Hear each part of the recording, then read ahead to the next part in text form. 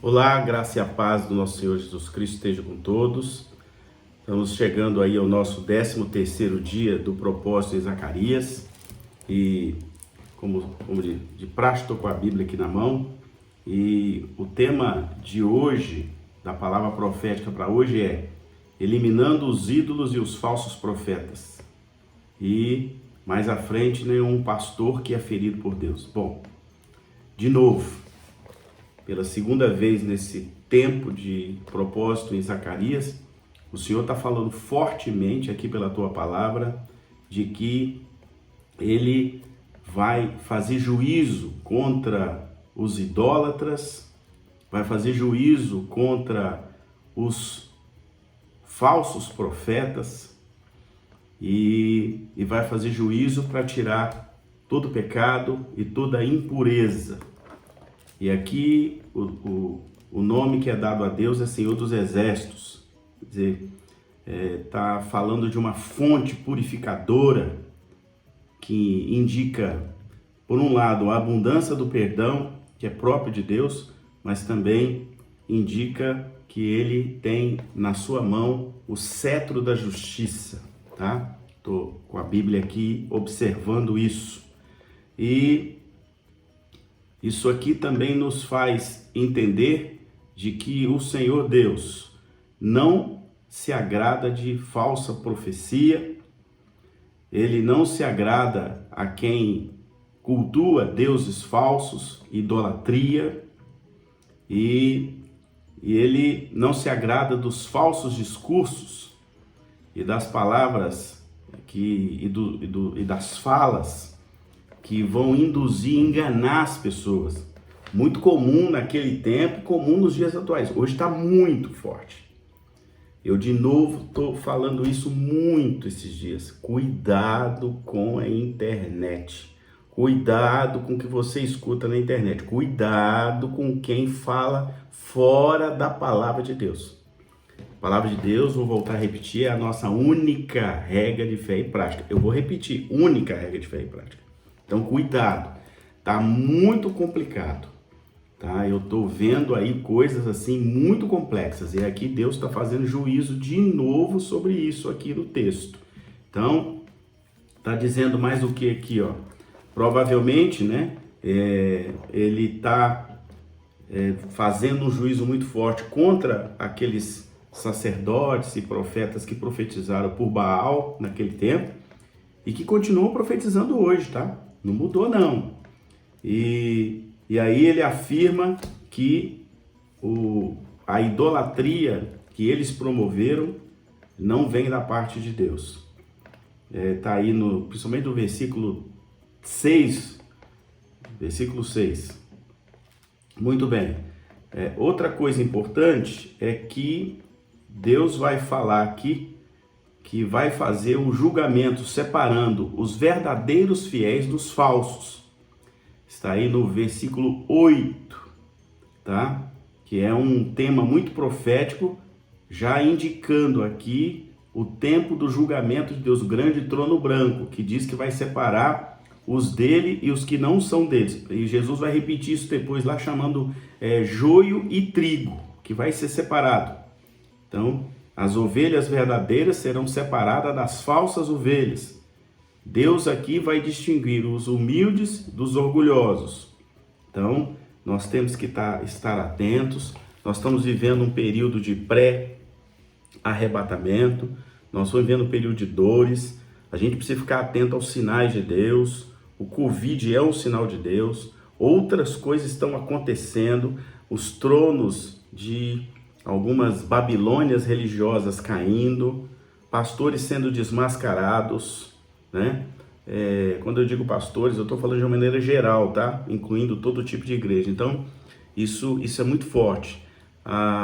No versículo 1 desse capítulo 13, vai dizer assim, ó, naquele dia uma fonte jorrará para os descendentes de Davi, nós, porque nós somos a Israel espiritual dos gentios, né? A graça veio sobre nós. E para os habitantes de Jerusalém, para Israel, para purificar-os do pecado e da impureza, né? Isso aí é para nos encorajar e nos aumentar a nossa fé, porque a graça de Deus está operante, ela não parou. Então, nós vimos que no capítulo 12, no verso 10, nós vimos lá a profecia sobre o Messias ser perfurado, transpassado, né, por uma arma, né, que no hebraico diz dagar, ou transpassado, né, que a lança perfurou Jesus. E nessa expressão, naquele dia, né, refere-se que Messias seria crucificado ainda, né, falando dele lá no futuro, fazendo uma profecia dele. Então, quando o Messias morre, que foi o que nós comemoramos na Páscoa, né, a morte e ressurreição de Cristo, muita gente lamentou, os discípulos eles lamentaram a morte, né? Mas foi exatamente essa morte que nos purificou de todo pecado e tirou de cima de nós o pecado lá de trás em Adão. Então, por isso que Jesus é chamado de o segundo Adão.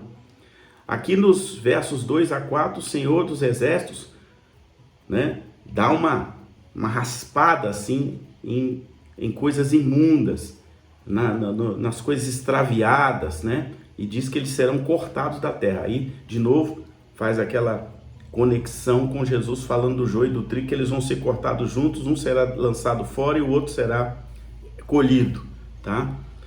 Os versos 5 e 6 vai falar de Jesus como Redentor, né?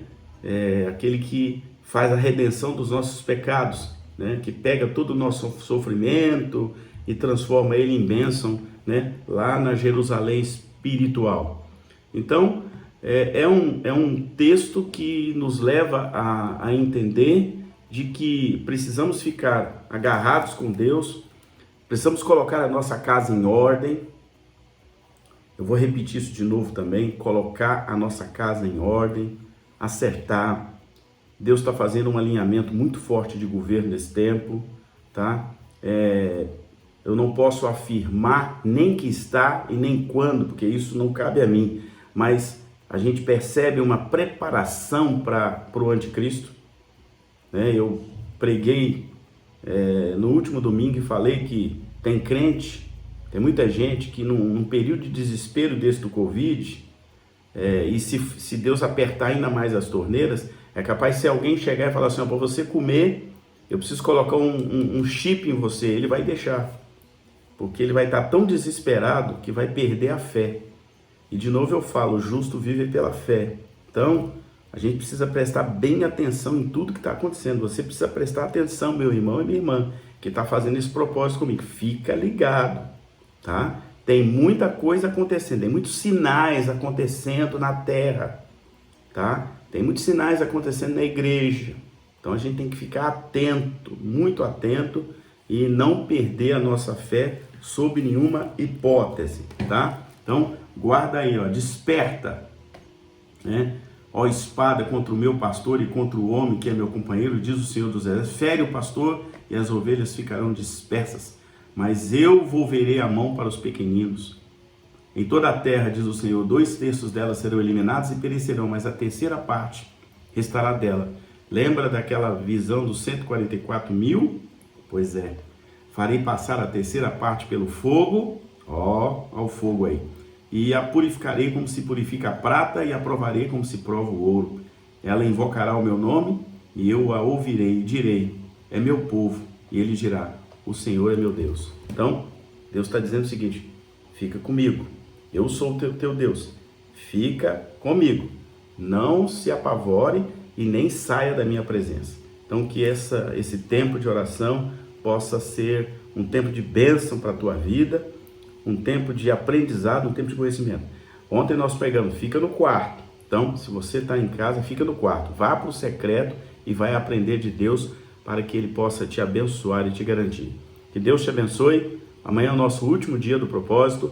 Então, espero que você cumpra até o fim para que Deus possa te abençoar com toda a sorte de bênção da palavra de Deus.